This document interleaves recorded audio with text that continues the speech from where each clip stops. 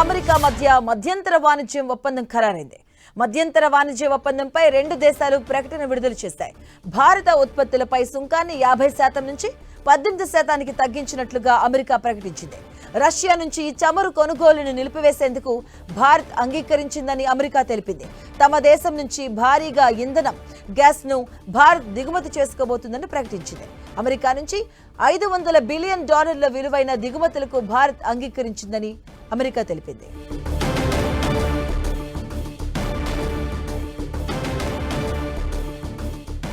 Bharat America మధ్య మధ్యంతర వాణిజ్య ఒప్పందం ఖరారైంది. మధ్యంతర వాణిజ్య ఒప్పందంపై రెండు దేశాలు ప్రకటన విడుదల చేశాయి.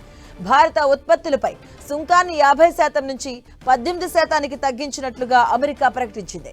అలాగే రష్యా నుంచి చమురు కొనుగోలును నిలిపివేసేందుకు భారత్ అంగీకరించిందని అమెరికా తెలిపింది. తమ దేశం నుంచి భారీగా ఇంధనం, గ్యాస్ ను భారత్ దిగుమతి చేసుకోబోతుందని ప్రకటించింది అమెరికా. అలాగే అమెరికా నుంచి $500 బిలియన్ విలువైన దిగుమతులకు భారత్ అంగీకరించిందని అమెరికా తెలిపింది.